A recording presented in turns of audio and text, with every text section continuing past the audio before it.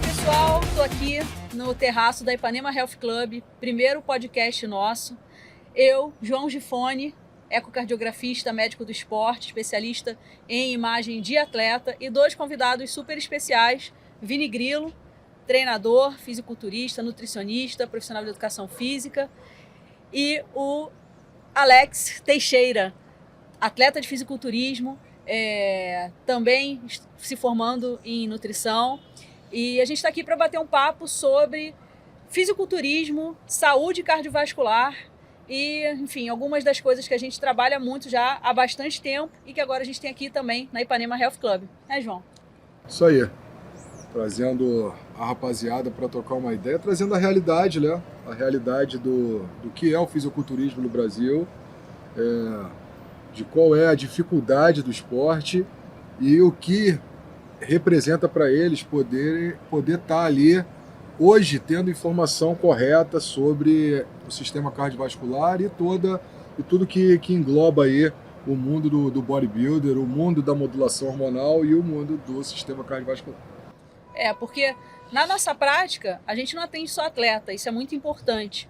E a gente atende muitas pessoas que são, enfim, praticantes de musculação, pessoas que gostam de ter uma forma física legal, não competem, mas que eventualmente querem viver como fisiculturistas. E aí acho que a gente pode começar essa conversa assim, né? O Vini e o Alex têm bastante experiência com as pessoas que não são atletas, mas que frequentam a academia e que buscam um shape. E qual é a dificuldade, Vini? Conta aí pra gente. Como é que é? O cara chega pra você, quer treinar, e aí? Então, a maior dificuldade é querer ser atleta e não viver como atleta. A galera quer galgar o patamar mais alto, mas na verdade não quer aquele cada degrau. Somos atletas já há bastante tempo, eu tenho 15 anos de experiência na área de fisiculturismo. Hoje em dia eu não sou mais atleta, vivo a vida de atleta, mas não sou mais atleta. Então eu cumpri cada etapa para até chegar onde eu cheguei. E o que eu vejo hoje, com fácil acesso até das mídias sociais, passaram para ele uma maneira muito simples de ser atleta. Eu acho que você passar uma vida de atleta, onde você busca se alimentar melhor, treinar melhor, você até o mental, porque isso reflete também na sua vida profissional, ter disciplina. Eu acho super válido, legal. Mas como vamos chegar lá? É um degrau de cada vez, que é o que não está acontecendo. A galera quer chegar de maneiras ilícitas. E até onde que eles vão chegar? Até onde eles vão procurar um profissional para orientar da melhor maneira possível. Essa aqui é a nossa, não é dúvida, essa é o nosso receio. Porque na maioria das vezes vai cair no nosso colo algumas prescrições que a gente tem que orientar essa pessoa, digamos, que aspiram a ser atletas, mas lá no começo já queimaram aquela frase clichê, queimaram o cartucho. Então acho que a maior dificuldade é colocar na cabeça deles que é um esporte. Eu estou falando pelo fisiculturismo, mas acredito também você ter mais experiência no futebol, no vôlei, no basquete. São esportes que não é da noite para o dia. Você não se cria um atleta da noite para o dia. Todo mundo tem aquela experiência, tem cada degrau de cada vez. É um esporte de paciência. E o mal de toda pessoa hoje é o imediatismo. Eles querem tudo para ontem. O que eu demorei a conquistar 10 anos, eles querem para 2 semanas. Chega a ser engraçado, ele deve ter escutado isso. A maioria chega para mim, cara, eu quero ficar assim, assado, mas eu não quero ficar igual a você, não. Eu falei, fica tranquilo que tu não vai ficar, assim, cara, não é assim, entendeu? Então, tipo assim, acho que a maior dificuldade é isso. A gente brinca, a gente às vezes é um pouco ríspido, porque às vezes tem que falar um pouco mais grosso para a pessoa acordar para a vida. Mas há uma preocupação. Educação física, medicina e nutrição são áreas da saúde, então a gente tem que prover saúde.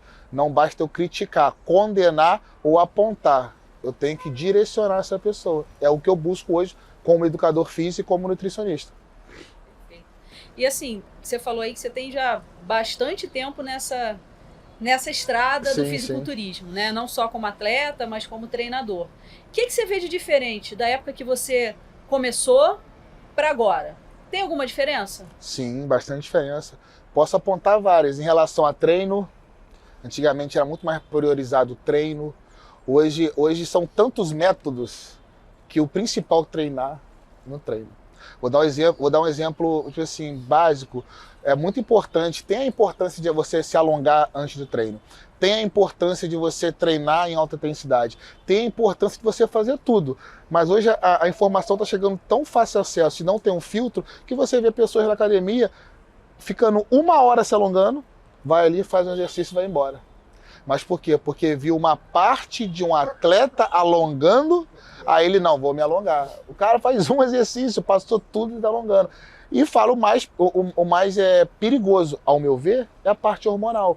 Eu vejo antigamente, os atletas de antigamente, eles tinham medo. Eles tinham medo, pela falta de conhecimento, tinham medo de usar certas substâncias. Hoje em dia se perdeu o medo. Ficou muito fácil acesso. Hoje em dia eu tenho pouco conhecimento, mas acredito que o mínimo de uma residência, uma pós, ou alguma certificação de medicina do esporte tem que ter. E acredito também que não está sendo dada em cada esquina, porque hoje todo mundo é médico do esporte. Todos são médicos do esporte.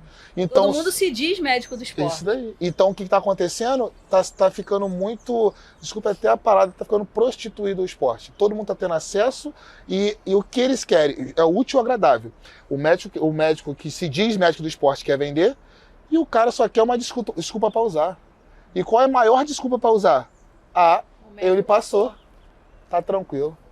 Isso é importante, pessoal, isso que o Vini falou, né? Porque medicina do esporte é um dos grandes pilares aqui da gente na Ipanema Health Club, mas a medicina do esporte é uma especialidade médica, tá legal? Não é todo mundo que pode virar e falar, eu sou médico do esporte, não. Existe residência, existe especialização, existe prova de título, tanto eu quanto o João somos titulados em medicina do esporte, então muito cuidado com isso também, porque todo mundo aí, né, tendo 2, 3 atletas, acho que é médico do esporte, não é assim não, é uma especialidade muito séria, inclusive, mas que eu converso muito com o João, né, João, que hoje em dia a pessoa vai lá, diz que é médico do esporte sem ser, e a base dele, como medicina do esporte que ele não faz, é o quê? Prescrever hormônio.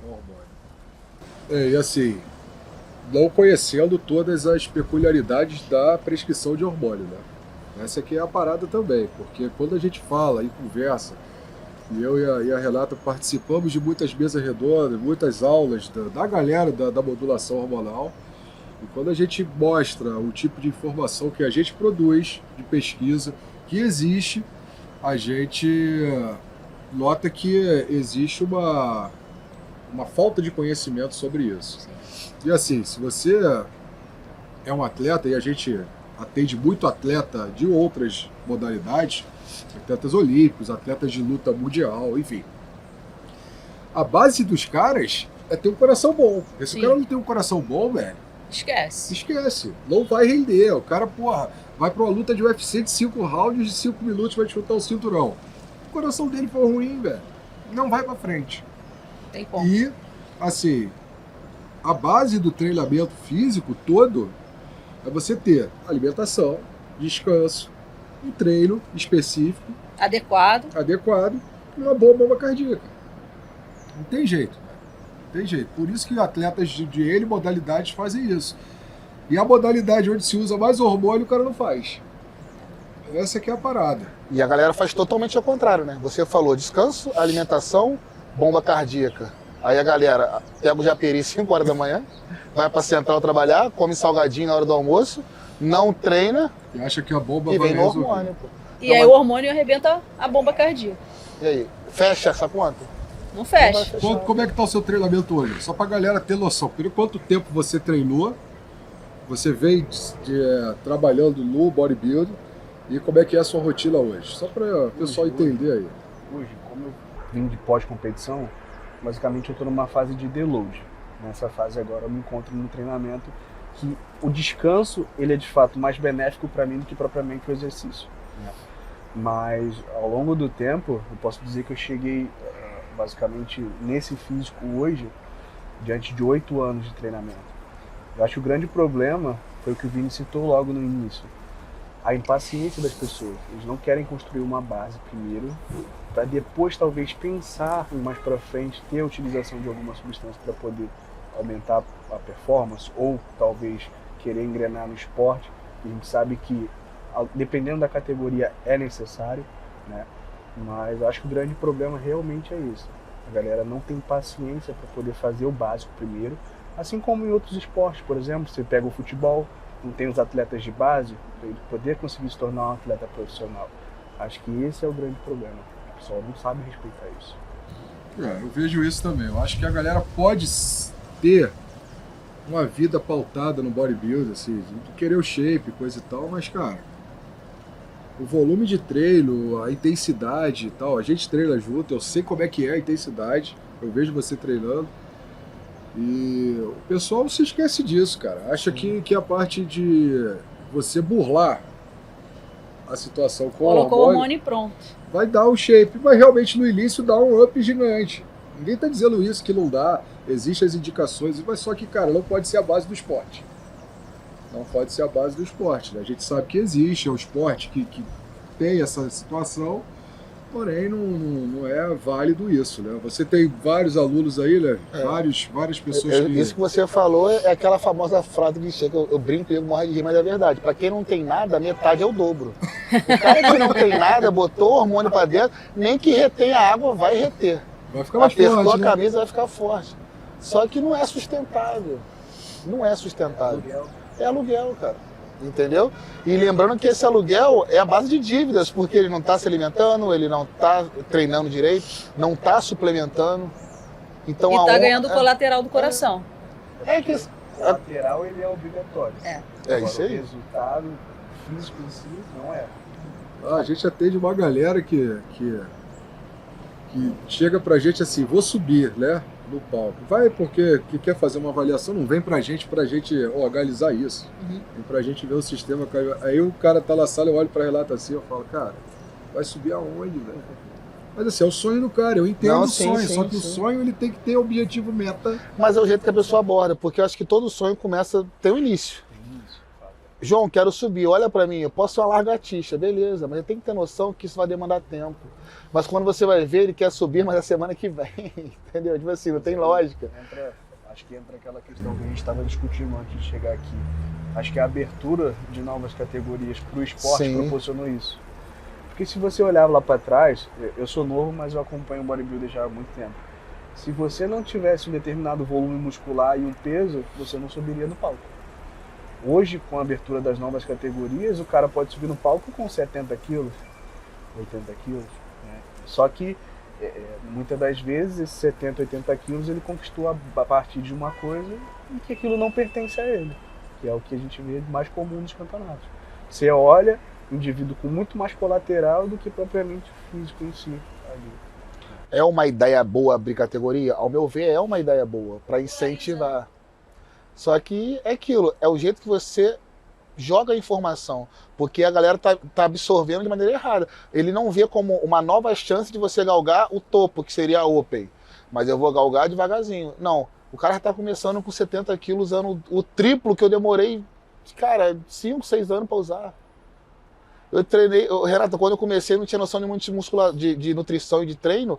Eu treinava, eu saía correndo para casa para aproveitar a tal derranela na bola para comer macarrão com salsicha, pô, eu não tinha noção. O hormônio, meu Deus do céu, eu nem sabia o que era isso. Então, para chegar onde eu cheguei, eu percorri.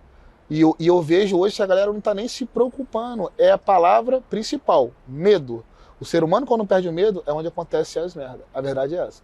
Tudo na vida, você perdeu o medo, que é o termômetro da até onde você pode chegar. A pessoa está perdendo o medo. E você falou assim, eu nem sabia o que era hormônio, né? E agora falou também sobre o medo. Você acha que a pessoa perdeu o medo, né? A maioria das pessoas perdeu o medo, ou elas nem têm noção porque isso não é informado? Porque uma coisa é você assim, eu sabia que podia dar ruim, mas tô blindado, nada pega. Outra coisa é assim, nunca nem ouvi falar que isso aí podia dar ruim. Eu acho que é a falta de informação. Porque eu acho que muito do repúdio da parte dos médicos, eu não estou generalizando uma categoria, mas é onde a primeira pessoa que eu vou procurar. A falta de informação deles gera repúdio. É muito mais fácil eu condenar, dar um sermão, do que eu orientar. Só que para orientar, eu tenho que ter conhecimento. Então, ao meu ver, eu não estou me candidatando a nada não, mas ao meu ver, nas faculdades tinha que ter pelo menos uma abordagem melhor sobre hormônio. Porque a ideia não é promover a saúde? Então, será que o que era promovido há 30, 40 anos atrás é a realidade hoje? Não. São novas doenças, novas patologias, tudo são novo. E hoje o hormônio é uma realidade. Quem não está vendo é porque não quer enxergar. Hoje é uma realidade. Hoje em dia você compra hormônio aonde você quiser. Hoje em dia a maior farmácia online é a internet. Você compra o que você quiser. Então você vai coibir isso? Infelizmente não tem como, Renato. A nossa segurança não vai conseguir coibir isso. Impossível. O órgão de fiscalização também não vai conseguir coibir. Eu acho que a maneira mais prática e rápida é orientar. Porque se você, eu não sei se vou usar o termo certo, voltar a colocar medo. Não é colocar medo, mas você falar a realidade nua e crua, para não precisar acontecer para eu começar a me alertar, porque até um ano atrás, nossa, ninguém falava disso. Foi preciso o quê? Morrer 5, 6, 7 atletas para começar a olhar para isso? Eu via podcast, a ideia de podcast é totalmente diferente. Pô. Hoje eu vejo podcast, não tem um podcast que não fala de cardiotoxicidade. Todo mundo está falando. Aí, igual o João falou, agora é a moda. Mas por que virou moda? Porque aconteceu, então é preciso morrer mais gente para a galera começar a ter medo? Porque você consegue atingir o atleta, porque tem acesso à medicação e ao tratamento. Mas aquele Zezinho lá da periferia ou aquele Zezinho lá da academia da esquina que não tem conhecimento nenhum. Pô, tem como a gente chegar a informação? Eu consigo chegar, ele vai conseguir levar, você vai conseguir levar. Então acho que todo mundo ter o mesmo pensamento, eu acho que são vidas que vão ser salvas. E muito mais, o esporte. Porque a gente demorou muito para tirar essa mística do bodybuilding imbecil, ignorante, rústico. Porque hoje tu vê bodybuilding com 3, 4, 5, 6 faculdades. Mestre, doutor, bodybuilding. Então foi um custo para tirar essa cisma da gente. Pô, vamos deixar voltar? Começa a morrer gente. Nossa, esse esporte é esporte da morte, não sei o quê. Eu vou andar na rua, o nego já olha, só olha de camisa larga, porque essa camiseta aí é o boçal. Então, a ideia é tirar isso. Entendeu? A nossa ideia como provedor da saúde é tirar isso. Isso é legal, né, João? Porque assim, a gente lida com isso no consultório o tempo todo. Sim. E tanto tem o fisiculturista mesmo, profissional, o cara que quer competir, que compete, que se dedica e que, enfim, está disposto a pagar o preço, assim, digamos, do colateral. E tem muita gente que a gente recebe no consultório que não tinha a menor ideia do preço que estava pagando, né, João? A grande maioria, né? A grande maioria não tem noção.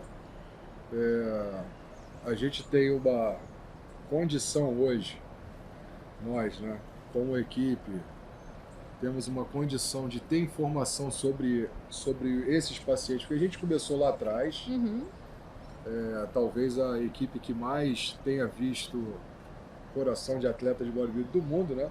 É muito coração de atleta de bodybuilding, mas isso começou de uma forma e a gente foi desenvolvendo essa abordagem, utilizando as técnicas mais avançadas possíveis para o consultório de cardiologia do esporte. E hoje, como a internet, vocês falaram, todo mundo busca informação e tal, caiu a informação de que o cara ele vê o podcast, vê alguém falando da gente, vê você falando, vê o Alex falando, enfim. E o cara chega lá e fala, porra, eu sinto isso aí. E o sinto isso aí é tipo, porra, meu irmão, eu fico cansado para amarrar o sapato. Mas eu treino, cara. Eu não tenho nada, sou saudável. Mas eu vim aqui fazer uma avaliação porque eu sinto isso aí. Então, assim... E aí, quando a gente avalia... É uma desgraça. Que aí, quando a gente fala, né, cardiotoxicidade, o que a gente está querendo dizer? Que o hormônio, ele vai lá no coração, tem receptor no coração, porque o coração é músculo, né? Ele vai lá no coração e ele gera lesão no coração. E isso vai gerar sintomas, vai gerar uma síndrome de insuficiência cardíaca. Aqui tem tratamento? A gente trata, como trata a insuficiência cardíaca do paciente que infartou, como trata a insuficiência cardíaca do diabético, e por aí vai. Mas o fato é que a lesão está instalada ali no coração. Exato. E muitos dos pacientes que a gente recebe no consultório são pessoas que falam assim, poxa, se eu soubesse que podia atacar meu coração, eu não tomava. Que é diferente do fisiculturista, né? bem informado, fala assim, não, eu tô a fim de pagar o preço. Trabalho disso. Vivo disso e tal. E aí, de certa forma, a gente brinca muito no consultório que é igual a pessoa que fuma, né? A pessoa que fuma sabe que o cigarro faz mal. E a gente não vai deixar de atender essa pessoa. E a gente vai atender o fisiculturista ou o esportista recreativo que usa esteroide. Agora, todo mundo sabe que o cigarro faz mal. E aí a pessoa resolve usar o cigarro ou não usar o cigarro. O que está faltando é informação sobre o quanto que o hormônio faz mal para o coração para a pessoa poder fazer essa escolha, né? É isso assim. Veja, hoje a gente tem, por exemplo, o vídeo eu conheço, ele pega o cara que está tomando, ele sempre fala, pô, cara, já fez uma avaliação? E ele fala isso para médicos, né? Pô, cara, tá prescrevendo, já pediu para avaliar? Pô, conhece esse cara aqui, conhece essa galera que faz isso e tal. E eu acho que durante o tempo, os anos que a gente está nisso, né, Renato? Aumentou muito. Pô, hoje, todo dia no Instagram, cara, é um meio de comunicação, a galera não te conhece, mas manda o direct. A gente recebe médicos e médicos e médicos, velho, mandando o exame que a gente faz. Pô, olha aí, cara, é de esteroide, pô, o que tu acha e tal? Pô, como é que faz para marcar essa avaliação? E assim, e temos muitos colegas que trabalham com isso que mandam pra gente fazer uma avaliação pré-uso. Enfim, é o que se dá para fazer hoje de forma mais assim, atual, vamos dizer assim, vamos fazer uma prevenção, não prevenção para o uso para evitar, não é isso. Eu quero saber como está antes, para eu ter um parâmetro, se eu resolvi fazer o uso de uma medicação. Analisar o dano, né? Exatamente. Analisar a agressão. E aí esse assunto tem que ser abordado de uma forma tranquila. Ó, cara, tem tal lesão já instalada. A gente tem paciente de todo tipo, né? Parou de tomar, que continuou tomando, que não fez nada de medicação, não fez. A gente tem um acompanhamento desse tipo de paciente, a gente sabe um pouco já o que acontece com esses corações. Então, assim, a gente tem uma maneira de dialogar, vindo pro Alex, avaliou comigo. Alex, ó, cara, é isso, isso e isso. O que eu acho, baseado em nosso conhecimento, pesquisas, artigos e tal, a gente tem que fazer isso. E aí você vai poder tomar a sua escolha, cara, de uma maneira mais consciente. Real, né? Real, trazendo pra realidade. Sim. Consciência da realidade. Se eu virar pra você e falar assim, irmão, não dá nada. Não dá nada, toma à vontade, vai lá. E aí... Que é o que a gente ouve muito dos pacientes, né? Ah, mas foi o médico que me prescreveu hormônio. O médico falou que eu tinha um valor normal, mas que podia dar um gás, botar o valor mais para cima, né? Da taxa hormonal de testosterona, enfim, no sangue. O médico falou que só precisava acompanhar meu exame de sangue e ver como é que estava a função hepática, senão estava tudo bem, não pegava nada, que não agride o coração. A gente ouve isso todo dia no consultório, né, João? Todo dia. Todo dia. E o João está falando aqui que a gente já faz isso há um tempo. Ao longo desse tempo, as técnicas também foram avançando. Então, a gente foi vendo cada vez mais, com mais detalhe, né, o nível dessa agressão. Nós fomos fazendo nas nossas pesquisas e a Renata fez o PhD dela em insuficiência cardíaca. Então, você traz o que você entende sobre a doença o que a gente vê dos exames, a gente vê das alterações. Né? E aí, com as medicações, coisas que a gente adapta, a gente consegue ver mudanças nítidas no exame. Não é mudanças para a cura, mudanças para uma maior eficiência do músculo naquela condição que ele se encontra. Então é aquilo, pô. Mesmo sintoma. Eu treino e tem um desequilíbrio aqui no meu braço. Tu vai fazer um ajuste de treino para você ter mais eficiência. A gente faz o ajuste no coração para que ele tenha mais eficiência. E você treine melhor. Mas a gente ainda está longe de resolver isso. Não resolve. E a nossa parte como atleta, a melhor maneira de falar isso é o que eu senti a diferença pré e pós-medicação. Igual eu te falei que eu não, assim, mesmo estudando, lendo, era a última coisa que eu ia pensar o meu cansaço ser levado à parte cardíaca. Eu sou militar também, então um episódio muito engraçado foi um dia eu fui render serviço, eu fui abaixar até filmar. Eu demorei acho que uns 20 minutos para amarrar o meu cadarço. Eu não conseguia. Na época eu estava em off, estava com 126 quilos, eu não conseguia abaixar para amarrar meu cadarço, que dava falta de ar. Eu não sabia o porquê. Aí o João caiu do céu por um projeto que ele fez, eu entrei e, pô, fizemos exames, fizemos a medicação. O primeiro contato absurdo foi intratreino. Descansos que era de 2 a 3, 4 minutos para começar a recuperar, baixaram para 1 minuto. Isso refletiu na carga, refletiu no descanso, refletiu na intensidade de treino. Então, quando a gente fala na cardiologia do esporte, eu vejo não só como uma maneira de ser preventiva, eu ter uma orientação e eu melhorar minha performance. Porque o cara fala, cara, mas quando você fala de alto rendimento, você não tem que deixar de lado a saúde. Cara, que pensamento arcaico. Cara. Porque, cara, que atleta vai ter um alto rendimento sem saúde? Beleza, posso mudar parâmetros. Um livro muito bom que eu estou lendo é que você, valores além da referência. Porque quando você fala de atleta de alto rendimento, o que é referência para a maioria da população, para você passa a não ser referência. Então eu trago isso para a cardiologia. Como que eu vou ser um cara de alto rendimento se eu falo que o alto rendimento não me dá saúde? Cara, não tem lógica. Entendeu? Então eu senti isso na pele. Aumento de carga, aumento de rendimento. Então eu consigo, além de trazer, por isso que sempre quando eu pego algum paciente /cliente, eu deixo fazer, dá para ele a oportunidade de conhecer o que é a cardiologia verdadeira do esporte. É muito mais do que você pagar R$20 fazer um eco, que às vezes quem faz o eco não é nem um médico cardiologista, ele que vai dar o laudo. E ele vê que aquilo pode aliar para proteger e ainda para levar ele mais longe. Isso que é a falta de conhecimento que eu vejo. A galera não tem nem noção do que a cardiologia do esporte faz. Porque quando você fala cardiologia, tu fala, pô, tu foi no cardiologista? Não tô ferrado não. Cara, o que é isso? Tipo assim, tem que estar ferrado para você ir. Entendeu? Porque quando você fala o médico no Brasil eu vejo muito curativo e não preventivo.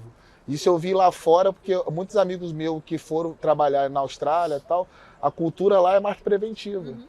O médico entra de fator preventivo, educador físico preventivo, fisioterapeuta preventivo e nutricionista também. Aqui no Brasil é o tal do curativo. A prevenção é mais barata e mais inteligente. Melhor prevenir do que corrigir. Melhor prevenir do que remediar, já dizia a avó de todo mundo, né? Essa aqui é a verdade, né? E a galera não vê. Cara, assim, como a gente tem muitos camaradas que trabalham com isso e eles ajustam muita coisa que vem errada, isso tem toda a profissão tem isso, né? E a gente também ajusta as tecnologias mais novas, né?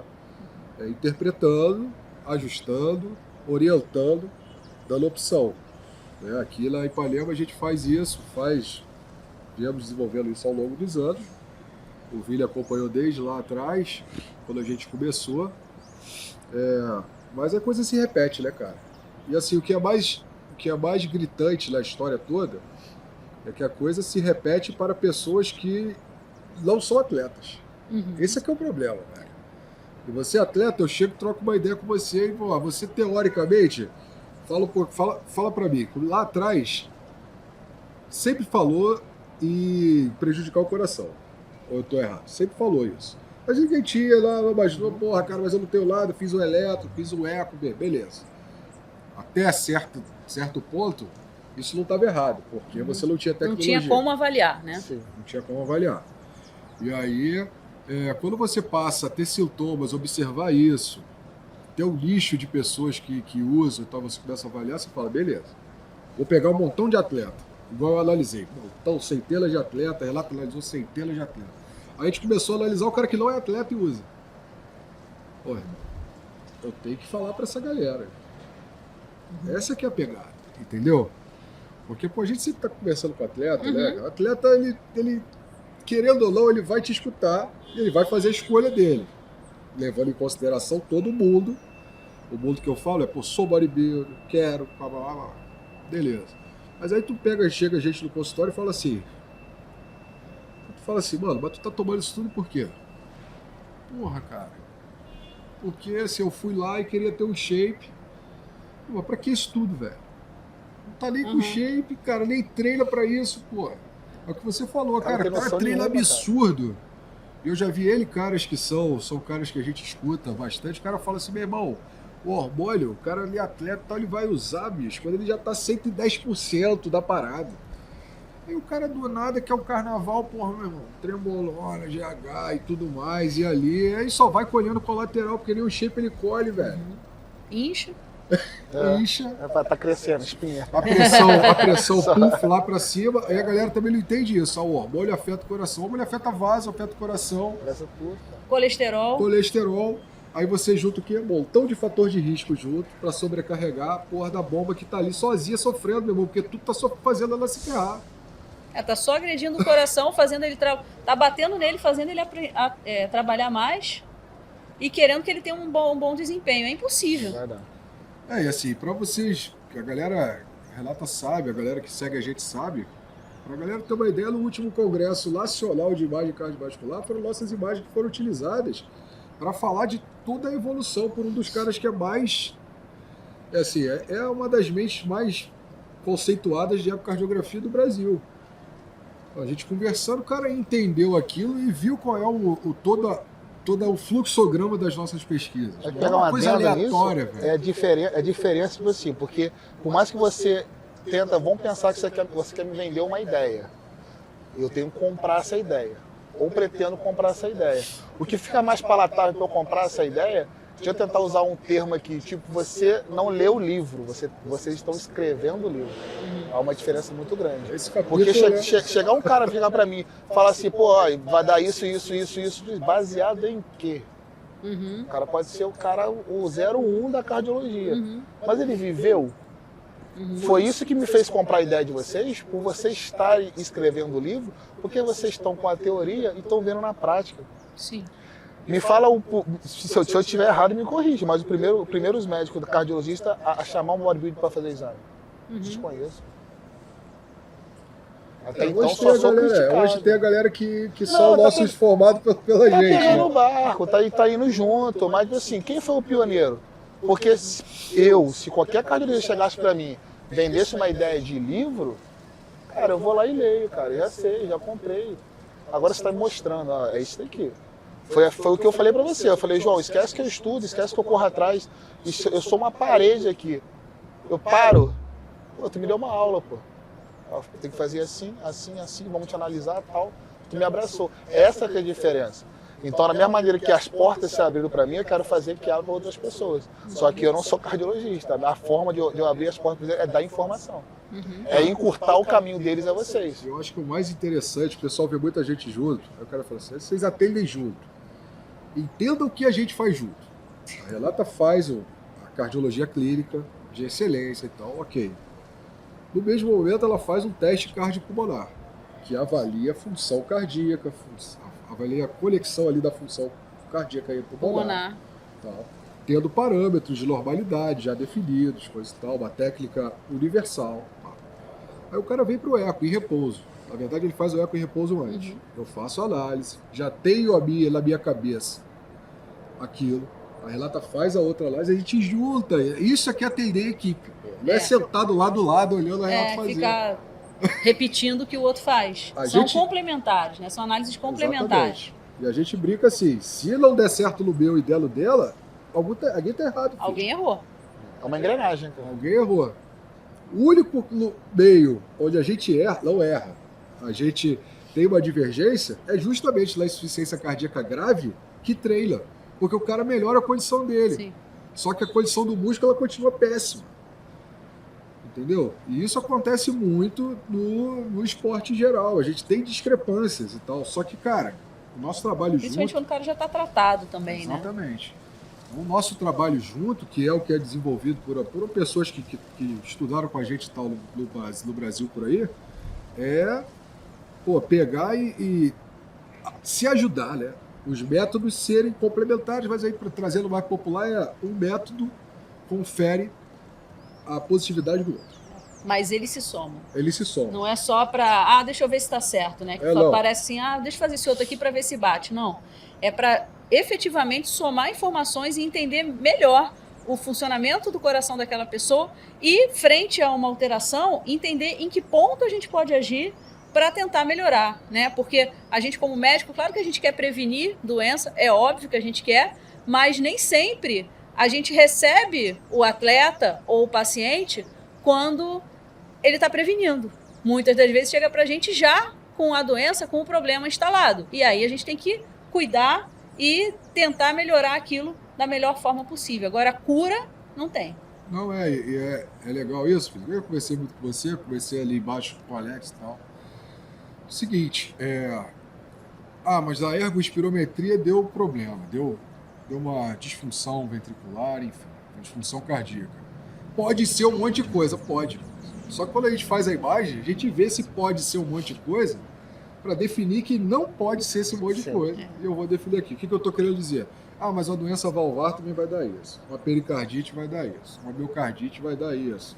Uma hipertensão somada ali pode dar isso. Pô, eu teve um infarto, vai dar isso. Velho, a gente exclui isso tudo. A gente exclui isso tudo para dizer que é cardiotoxicidade por esteroide. Essa é a parada. Entendeu?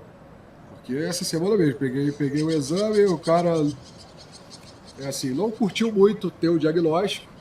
E aí o colega pegou um eco e olhou e falou assim, cara, a disfunção tipo 1 tá tranquilo, aqui, cara.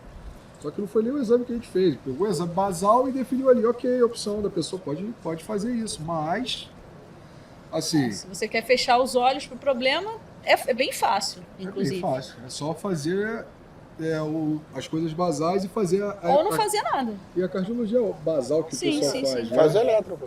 Faz o eletro, exatamente. É coração de atleta. Você tá comprar o seu laudo, comprar o laudo positivo. Uhum. Vai, campeão. Tá vai lá, 20. Segue aí. Não dá, cara, não dá. Eu acho que é muita coisa que está evoluindo e não querer ter um olho mais clínico para isso, eu acho que é burrice. Evoluiu o treino, evoluiu a nutrição, evoluiu o hormônio. Pode estar falando merda, mas na época eu treinava com 18 anos, era deca dura, meu irmão. E olha lá. E acabou. Hoje tu tem 500 coisas na receita que chega pra gente que a gente fala assim, pô, meu irmão, não sei nem o que é. É óbvio que a gente vai pesquisar, mas, cara, e não evolui a avaliação cardiovascular. É surreal, velho. Ou você faz o exame pra ver o fígado e diz que o coração tá tranquilo. Não tem que é o mais comum. Não tem como. Você faz o exame de sangue, vê que as taxas hepáticas estão ok. Aí o coração, não, tá tranquilo, o fígado tá de boa, tá tranquilo. Tem nada a ver uma coisa com a outra, gente, pelo amor de Deus. Mas graças a Deus aí, né, o trabalho de formiga realmente, que é difícil. Hoje, obviamente, com um centro desse, você tem mais visibilidade, mas, cara, assim, é de formiga. A gente tem grandes caras aí no Brasil utilizando os protocolos. Vários alunos nossos. E utilizando a metodologia de pesquisa, não é pesquisa científica, de pesquisa da lesão cardiovascular. Sim. Eu acho que essa aqui é a parada. A investigação. A investigação. A investigação tem que ser feita de uma maneira 2022, pô. Não pode ser feita de uma maneira... Não, tem que evoluir, pô. Essa aqui é a parada. E o mais importante é que a gente está abordando uma situação de levar essa informação para a galera que está começando e tal, mas eu acho que é uma coisa que passou batida aqui, a gente tem que falar também, levar informações para os profissionais. Vamos deixar o ego de lado. Cara, médico é médico, educador físico, nutricionista, nutricionista. Pare de ficar com medo de perder atleta por falar a verdade. Cara, eu já cansei de perder aluno. Você quer lá chegar, você quer usar. Eu falei, tu não quer nada, tu quer fazer o exame, tu quer fazer... Por quê? Na hora que der ruim, a gente usa lá o capa preta, que é o juiz. Ele vai falar, quem é o seu coach? Vem cá, bebê. A justiça é certa. Então vamos parar, é mais fácil você perder um aluno, orienta, mas se mesmo assim ele falar que vai usar, não adianta, ele vai usar. Então é melhor você perder um aluno por ter orientado, ou você perder um aluno por você ter falado, vai que tá tranquilo, porque não tá tranquilo. Estão vendendo peixe errado. Não existe níveis seguros, não existe uma levada que estão levando muito aí, João, hoje é o tal do TRT. Cara, básico da endocrinologia. Você levar o quadrante hormonal de um cara do TRT é muito menos que uma ampola de Hidratestrol. O cara vai pegar, de coração, o cara vai quebrar uma ampola, vai tirar 0,3 e vai jogar fora o resto? Não vai, cara. O cara vai quebrar, vai tomar 1 ml logo, já saiu de TRT. Então para de usar, a galera fala, agora eu tô fazendo TRT. 1.500 granograma. Isso aí é importante, que a gente ouve muito isso no consultório também. Ah, não, mas eu tava fazendo só uma reposição. Gente, reposição é quando tá faltando. Isso é bem claro. Reposição é quando a pessoa tem valores baixos do hormônio, tem sintomas relacionados a esses valores baixos, e para isso vai ter um profissional que é o endocrinologista para diagnosticar aquele hipogonadismo, né, que é o nome desse problema, e tratar com doses pequenas para quê? Ajustar essa pessoa. Agora, o que a gente mais vê são pessoas com valores normais, sem sintoma nenhum, que querem ficar com valores absurdos. Né? Testosterona a gente pega paciente no consultório com testosterona de 9.000, de 15.000, que, poxa, o valor normal é 900 e o cara tem 9.000. E não é atleta, né? E não é atleta, e mesmo que seja, qual é a vantagem de ter 9.000 de testosterona, sabe? Se fosse atleta, você falava, pô, cara, atleta, e aí tu vai explicar, o cara toma, o cara é o comunzão que não tem tô fazendo shape, uma reposição. Não, ainda uso o termo TRT, tipo assim, a coisa que não tem... Mas, de falo, tem a galera que faz na maldade, que é muito pouco, mas infelizmente tem a galera que faz por desinformação. Mas acho que essa forma deles abordarem também é muito diferente do que a gente vê comum, né, diante dos médicos. Porque se o cara vai no endocrinologista comum, geralmente, antes de sequer ele falar que ele é um atleta, de que ele quer viver daquilo, que aquilo de fato é uma profissão dele, o médico já, basicamente, ele já demoniza aquilo ali. E eu acho que é muito ruim. Eu, por exemplo, como atleta, eu não gostaria de ir no médico e chegar lá o cara falar, ó, você vai ter que parar com isso tudo aqui. Ou então ele falar de uma forma muito brusca, para com isso que você vai morrer. Que é o que geralmente eu sempre ouço de relatos de pessoas que já foram atletas, ou são do meio e falam assim, ah, cara, não adianta você ir no médico lá que não seja do esporte não, porque ele vai falar pra você que você tem que parar com tudo. Ele nem sequer quer saber se você é um atleta, se você tem uma rotina, se aquilo ali é o seu ganha-pão, se você trabalha com aquilo ali. Então, acho que essa forma de abordagem que vocês estão fazendo... Isso que você falou, meu irmão, é excelente, porque assim, entender que é o seu ganha-pão é uma parada. Agora, eu sou o cara da internet, como a gente vê uma galera, irmão, porra, mas resultado tá dando, né? Tá dando espinha. Pô, beleza, tá dando, fé. Você ganha dinheiro, mas fala pro cara que você tá falando que o resultado tá dando, fala pro cara assim, pô, irmão, mas tem colateral, sabe? Eu faço isso porque eu trabalho com essa parada. Porra, não queira ter o colateral. Porra, procure um ajuste, uma ajuda. Ou não, porra, meu irmão, é otário, pô. Eu uso e tô tranquilão. Uhum. Mas falar a verdade é difícil, né, cara? Porque não vende. O que vende é o quê? Pode ir lá usar, e pega lá e, pô, igual os caras. Bota 6 seringas no braço e aparece. Porque hoje não tem filtro na internet. O filtro é você. E a galera que, igual eu falei, mais uma vez eu volto, a galera quer só uma bengala, cara. É só uma bengala. É só um motivo pra quando dá merda, falar assim, mas foi por causa daquilo. Nunca é por causa de você. É sempre por causa daquilo. Não, maravilha, né? A gente podia ficar horas aqui conversando, mas já estamos encerrando o podcast, então passar para os meninos para fazerem as considerações finais aí. Alex, recado para a galera. Cara, eu simplesmente agradeço muito a vocês pela oportunidade de estar aqui, né, fazendo esse trabalho com vocês. Eu sou iniciante no esporte e eu, na maioria das vezes, não fazia ideia de quanto era importante uma boa saúde vascular aliada ao esporte, mesmo sendo estudante da área da saúde, que é um assunto muito pouco falado. E o que eu tenho que deixar de recado aqui é que, galera, não deixe de cuidar do coração, porque é muito importante, sendo atleta ou sendo uma pessoa normal, né, apenas praticante de atividade física, porque isso vai aliar muito, né, essa junção da ciência ao esporte. E eu só tenho a agradecer a vocês por essa oportunidade aí de estar sendo tratado por vocês. Vini. Show, ser breve, só agradecer a oportunidade mais uma vez, né? A gente está um tempo junto aí, espero ter agregado no podcast, tentar levar e pedir para a galera que trabalha na área da saúde, não só a medicina, como nutricionista, educador físico, que divulgue, marque, compartilha. Vamos fazer assim, um trabalho de formiguinha, mas uma hora vai cair na cabeça de cada um, porque pode parecer muito pequeno, mas, cara, são vidas que estão sendo salvas. Eu não estou falando para você não usar, não estou falando para você usar. Eu não estou aqui para julgar, eu estou aqui para orientar. Eu não tenho nem poder de julgamento. Eu estou aqui para mostrar a minha experiência, mostrar o que aconteceu, que infelizmente tive que aprender tomando na cara. Hoje em dia vocês têm a oportunidade de ter conhecimento, basta filtrar. E, cara, agradecer, deixar o meu Instagram aí, doutor, prof_Vini Grilo, deixar o dele também, Alex_Teixeira, né? E assim, ele está sempre postando informação, postando algum tipo de artigo, alguma coisa, para trazer, para tentar combater aquela mídia ruim. Porque hoje você perde mais tempo vendo a mídia ruim, mas não quer ler um post de 6 linhas dando uma coisa de graça que você vai pagar muito mais caro procurando um profissional. Beleza? Agradecer aí. Até a próxima. Valeu. João. Primeiro podcast aqui da Ipanema, né? Show de bola. Sempre estar com a Renata, prazer, com a rapaziada.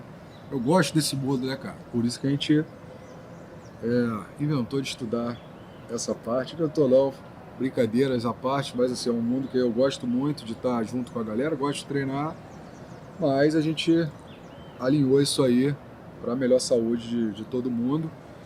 E é isso, cara. Muita coisa boa aqui na Ipanema, né, Nath? É isso, pessoal. Encerrando então o primeiro podcast da Ipanema Health Club. Espero que vocês tenham gostado. Aguardem os próximos. Nem sempre serão comigo e com o João. Tem muita gente boa trabalhando aqui com a gente, que vai poder mostrar muita informação diferente para vocês e muito conteúdo. Até a próxima.